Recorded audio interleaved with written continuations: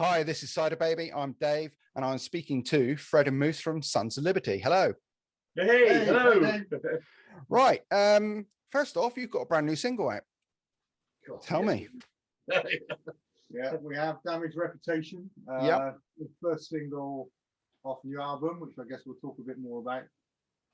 It's quite a thunderous beast of a song. Yeah. Particularly for us, it's pretty full on heavy rocking, freight train or thing. Which is it's great. So yeah, it's probably a bit of a shock. Yeah. To hear it. The feedback's been good though. I mean, it's kind of one of those things where we weren't sure, were we, about? No, we thought it might be a bit too heavy on the extreme. Yeah. But for the album, just but it isn't. It kind of drop D, chuggy. Yeah. And the production on it is awesome. Yeah. We recorded it in Momentum Studios, the whole album. Yeah. And that's produced by Josiah J. Manning, who's the studio owner, and he's a phenomenal producer. He's also the keyboard player in Chris Parrish band. Yeah, I know him. Yeah. And does Moriarty and other stuff. He's phenomenal. Amazing all-round musician, in actual fact, not just, keyboards, is clearly brilliant, but, he plays guitar, he plays drums, he sings amazingly well. So yeah, we almost quite annoying, really. We almost could have done the album without us. It would have been quite fun. But yeah, I mean, he encouraged us to go with "Damaged Reputation" as the first single, and I think it's proved to be a good choice. And we had great fun recording it, and we had great fun shooting the video that goes with it as well. That's a pretty awesome video. I've got to say. Man, thanks. Yeah. Yeah, we got locked up behind bars, and we got to dress up and all sorts of stuff going on. So. And they let you out as well, so it can't be all bad. Yeah. Well, the riots kicked off in Bristol. It's the old police station, which is opposite the new one that they put the windows through and were setting fire to police van. And just before they did that, we were in there dressed as convicts. Not in the video. So if we'd have come out a little bit later, it would have been really bizarre. Absolutely. It would have been on national television a bit quicker. Yeah, it could have been good publicity. Yeah, so they're running around in this jail. Yeah, so with the stripy suits on, and but yeah, again, the video guys were fantastic. Yeah. Tommy Rowe, who produced, filmed, and did everything. Yeah. And Alex Toe's photographer there that helped him with that. Fantastic. Yeah. No, we haven't really done a video properly before, is it? Yeah. And same as the recording as well. Kind of having somebody kind of in that production role that we haven't really had that before. So to get that, go in the studio, record the songs with a producer helping us shape the final result was quite a learning experience for us. And from there, we've gone into our second set of professional photographs and our first video with a proper videographer, sort of who knows what they're doing. So it's been quite an amazing few months, really. From December we were in the studio, and since then it's been. I can't believe that half the year's gone already, because we've been. Oh, don't say that. Working behind the scenes. I mean, but it isn't. Well, no, not quite half the year. No, misery. Third of the year. So, but yeah, I mean, what are we now? April, and 4 months have gone, and we've been so busy working up the sort of launch plans and kind of sorting out adverts for the album, all that kind of stuff. So it's been massively busy, almost just as well we weren't doing gigs. Well, you do tend to tour quite a bit. I mean, you seem to be out every weekend.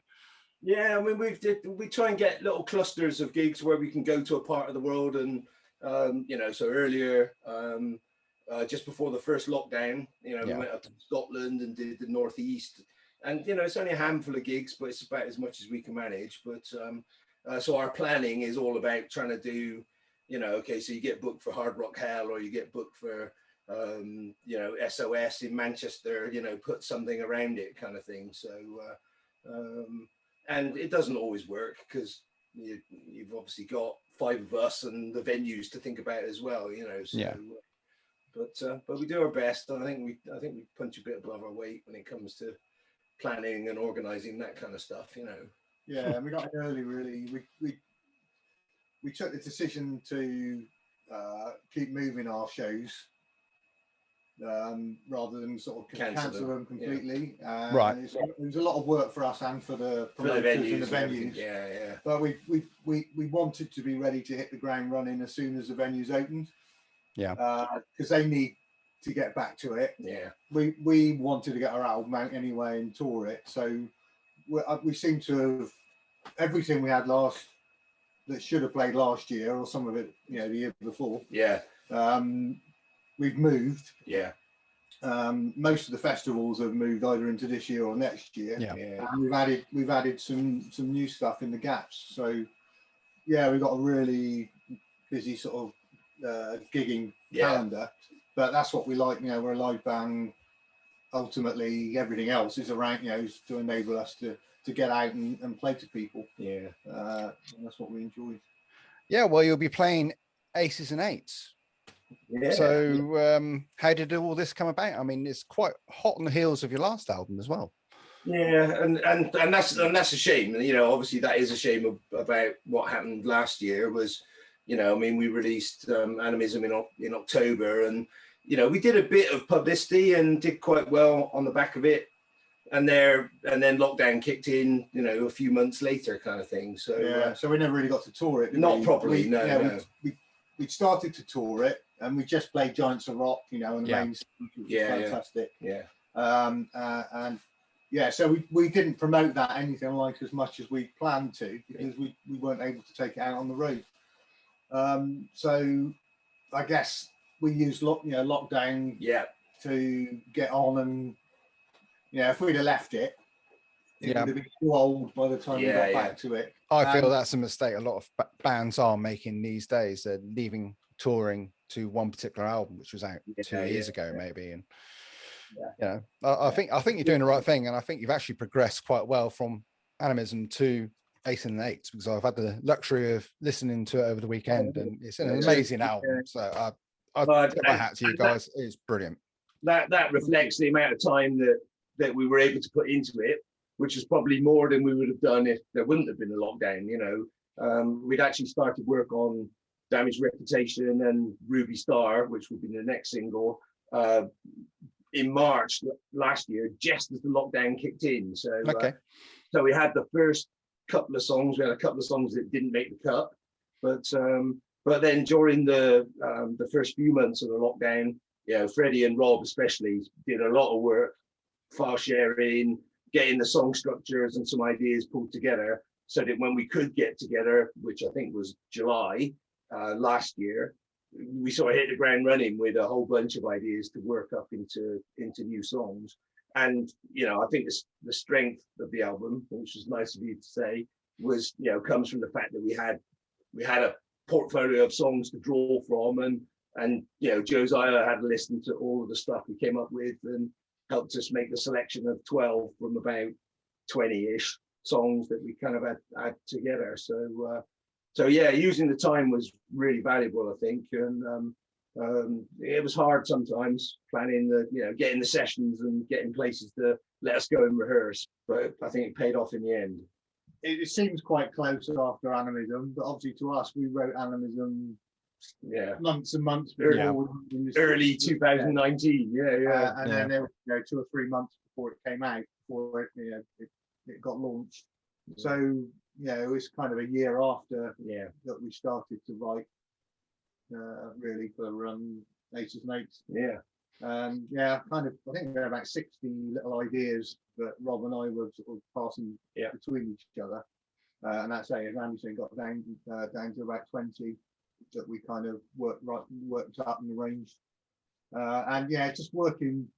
The first time with the producer for us. So when you'll hear, obviously you're hearing that difference. And we spent more time in the studio. We had this fantastic input, and he really got the best out of us as individuals. And so it was, it just all came together really. So more time working with with better people or more involved people, really good environment. Yeah, we went away for literally 2 weeks, didn't we? Yeah. And lived down there. It was kind of, you can get a bit more creative. The other ones have been a bit rushed, and in comparison. Yeah. Okay, so if we step back a bit, how did the Sons of Liberty come about? Where did you come from? Well, we all played in local bands in and around Bristol, and we've probably been doing that for, I don't know, 10 years or so, various different bands. But yeah, I mean, we actually had an idea of doing some Southern rock covers initially, and it kind of grew from that. I mean, we started off with a few of the obvious choice bands like Skinner and Blackfoot and Molly Hatchet, and a few sort of left field ones as well. And sort of we slogged around on that for quite a few years, and just playing the local venues, up as far as Swindon, maybe a little bit over South Wales. But then I think Mark went off on holiday one August with his family, and we had a month window. The rest of us hadn't gone anywhere, and Freddie said, I've got all these ideas of guitar parts and stuff, and the next thing we knew, we were writing the songs that became the Shinola EP. So what would that have been? 2014 sort of time. So and it was kind of, we're not in the first flush of youth. No. You probably tell. We lived through the wilderness years where guitar music was, you couldn't go out and play, you couldn't record or play new original guitar-based music unless it was, really indie kind of stuff. Yeah. And even that was, there were no gigs. So, everyone, unless you're a big band, if you wanted to play, you had to play covers, and that's all you could do. Yeah. But then, it's just, it started to pick up. About the time we started the band, a lot of the original bands started to get an audience, and there were more festivals getting put on. There were more gigs, more venues putting on rock music. And we caught the start of that resurgence, really. And a bit of resurgence of kind of Southern rock stuff as well. So, you had bands like Blackstone Cherry coming out. We had Cadillac 3, Blackberry Smoke, and we kind of, we lifted a few of their songs to put in our cover set, and it's kind of like, that's how we worked out, hold on, this stuff's going down really well, even though it wasn't perhaps as well known as, I don't know, Sweet Home Alabama or Freebird or something. So, and that kind of encouraged us to work on our own material. And when our first 3 or 4 songs, original songs, went into our set, that was to sort of gauge the sort of market almost, to find out how it was going to go. And we had people coming up to us afterwards saying, "Oh, that song Brotherhood, you wrote that? That's really brilliant." And it's kind of like, yeah, that's one of ours. It was quite cool, and that kind of, I think, like Freddie said, the sort of the scene took off at the same time as a bit of Southern rock from across the pond, and we looked into both of those things. Yeah, I mean, we love that music anyway. Yeah, that's why we started doing that together, just to play that kind of music. So we love doing it, and there's not really anyone else over here playing that harder, rockier end. Yeah, I know. There's quite a few doing the more sort of country stuff, and the more kind of Cadillac 3 or Nashville sound. Yeah, but there's not many doing this Muscle Shoals kind of stuff. I don't think there's any other band playing quite as heavy kind of end. Yeah, that sort of Molly Hatchet, Blackfooty, Blackstone Cherry kind of stuff. So we kind of filled a slot that was needed to be filled. Okay, I think on that note, I shall ask you to pick a favorite track from the new album. Moose, you go first. Yeah, go on. Yeah, well, I think I like Black Blizzard. The way that came out is very different from how I envisaged it going into the recording session.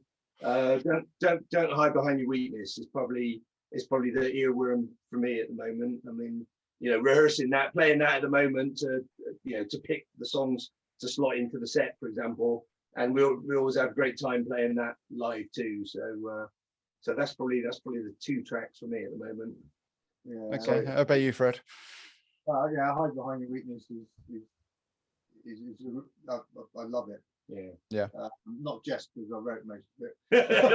not the word. No, I liked it the second that first little cycling riff came out. Yeah. And where it kicks into the chorus. And what everyone, Rob's done with the vocals and everything, and so we're kind of same on that one. I quite like. I love playing Ruby Star as well. Kind of live song. Just rocks along, rumbles along with a massive ending. And Come in Peace, the 3. But right. Whole album basically. I love all of them. But I mean, I do like. I like me ballady, slowy, epicy songs. And but they're all different, aren't they? So you've heard it. All right, if you'd like to plug the album when it's out, name and it's Aces and Eights, and it's out June the 18th. You can pre-order it now from our website, which is all the W's sonsoflibertyband.com. And thank you to everybody that's pre-ordered it already. I mean, we have had a lot of pre-orders, which have been fantastic. Amazing. And there'll be a vinyl version of it following in about end of August sort of time as well. So keep your eyes peeled for that too. And I mean, and the package for the vinyl version in particular is fantastic. So that's going to be something quite special when that drops. But yeah, so order it now from the band. Brilliant. Thank you, Moose and Fred. Thanks very much, Dave. Thank you very much.